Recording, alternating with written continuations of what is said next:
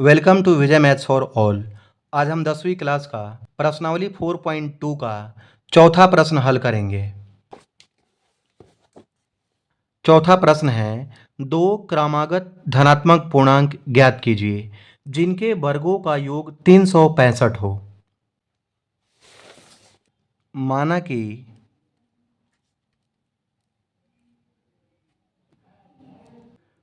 पहला पूर्णांक बराबर x, यहाँ पर धनात्मक लिख देंगे। माना कि पहला धनात्मक पूर्णांक बराबर x। क्रमागत पूर्णांक का मतलब क्या होता है? जैसे यहाँ पर 1, 2, 3, 4 यह सब क्या है? धनात्मक पूर्णांक है। पहला पूर्णांक अगर यह 1 है तो इसका क्रमागत पूर्णांक क्या है? ठीक इसके बाद वाला पूर्णांक। तो इसके बाद वाला पूर्णांक क्या है? यहाँ पर 2। तो इसमें 1 में अगर हम 1 प्लस करेंगे तो क्या मिलेगा? 2। और 2 का क्रमागत पूर्णांक क्या है? 3। 2 के ठीक बाद वाला पूर्णांक। और यह 3 कैसे प्राप्त हुआ? तो 2 में क्या करेंगे? हम 1 प्लस करेंगे। ठीक इसी प्रकार 3 का क्रमागत पूर्णांक क्या होगा? 4। और क्रमागत पूर्णांक कैसे मिल रहा है हमें? पहले वाले पूर्णांक में 1 प्लस करने पर क्रमागत पूर्णांक मिल रहा है। इसलिए दूसरा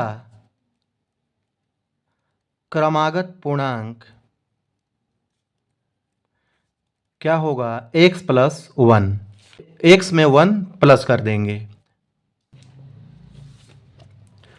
और प्रश्न में यहां दिया है जिनके वर्गों का योग 365 हो। लिखेंगे यहां पर प्रश्नानुसार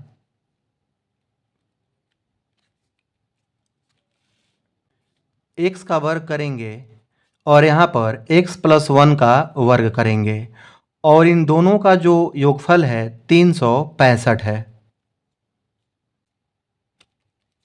x square plus X plus 1 का होल स्क्वायर। यहाँ पर a प्लस बी का आइडेंटिटी यूज करेंगे। a प्लस बी का होल स्क्वायर क्या होता है? a square plus B square plus 2ab। x को हम a मानेंगे और 1 को हम b मानेंगे। जहाँ पर a है वहाँ पर हम x लिखेंगे और जहाँ पर b है वहाँ पर 1 लिखेंगे।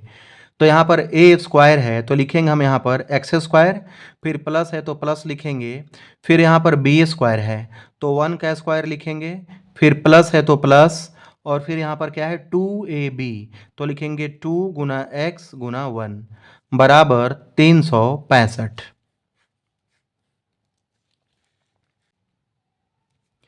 एक्स स्क्वायर और यहाँ भी है एक्स स्क्वायर, प्लस करेंगे तो होगा 2x स्क्वायर प्लस 1 का स्क्वायर करेंगे तो 1, और यहाँ पर 2 एकम 2 और क्या है? x, तो होगा प्लस 2x बराबर 365। 2x square plus 1 plus 2x, 365 को बराबर के बाईं तरफ लाएंगे तो होगा माइनस 365 बराबर 0। 2x स्क्वायर प्लस 2x और 1 में से 365 को माइनस करेंगे तो होगा माइनस 364 बराबर 0। और यहाँ पर तीनों पद में से 2 क्या करेंगे? कॉमन लेंगे। यहाँ भी 2 है, यहाँ पर भी 2 है और यहाँ पर भी 2 कॉमन है। 2 से 364 में भाग लग जाएगा। 2 कॉमन लेंगे तो यहाँ होगा एक्स स्क्वायर प्लस यहाँ होगा x और माइनस 2 से भाग करेंगे 364 में तो होगा 2 एकम 2, 2 अठे 16, 2 दूनी 4, 182 बराबर 0। X square plus x minus 182 बराबर, इस 0 में 2 से भाग लग जाएगा।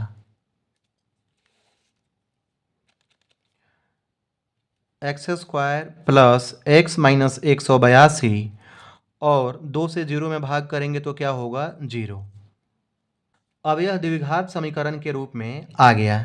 इसका हम गुणनखंड निकालेंगे। गुणनखंड निकालने के लिए क्या करते हैं? पहले पद और अंतिम पद को गुणा करते हैं। पहला पद यहाँ पर क्या है? एक्स स्क्वायर और अंतिम पद क्या है? माइनस 182। दोनों को गुना करेंगे तो क्या होगा? माइनस 182 एक्स स्क्वायर और यहाँ पर बीच का पद क्या है, x। बीच के पद को दो भाग में बांटते हैं।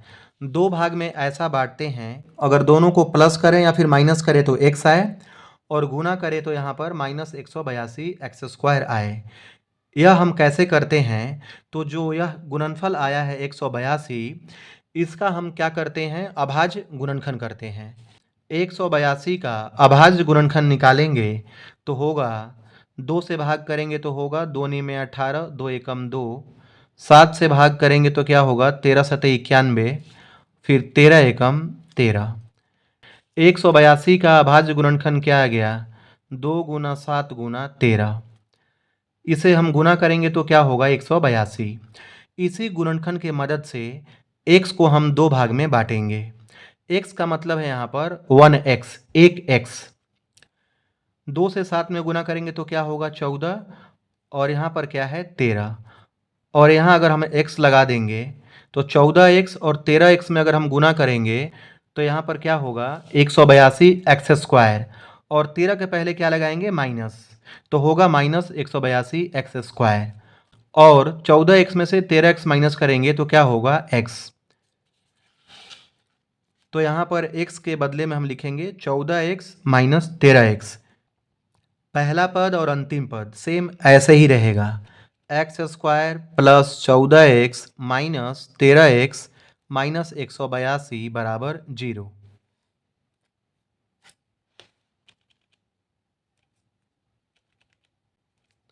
अब इन दोनों पद में से क्या करेंगे, कॉमन लेंगे।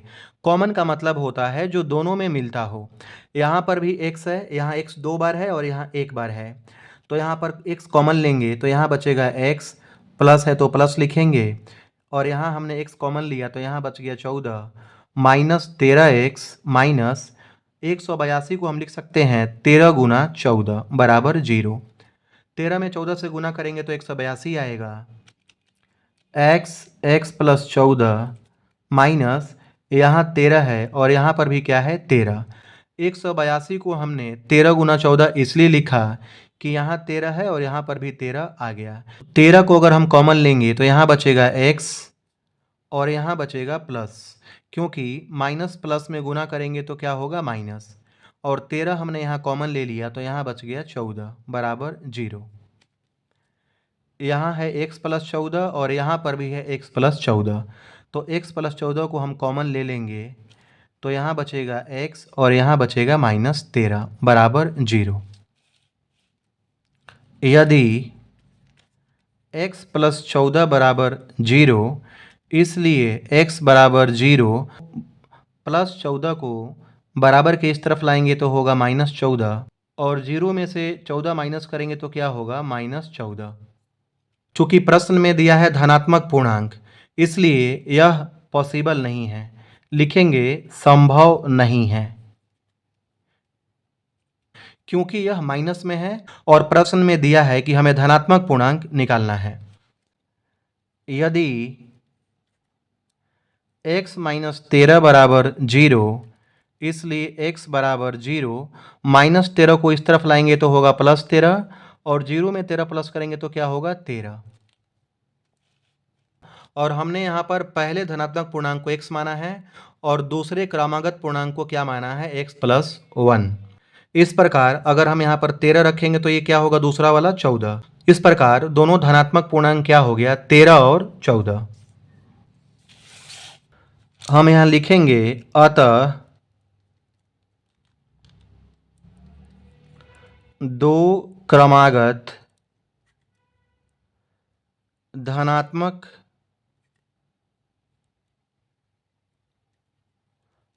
पूर्णांक बराबर 13 और 14। यह हमारा आंसर आ गया।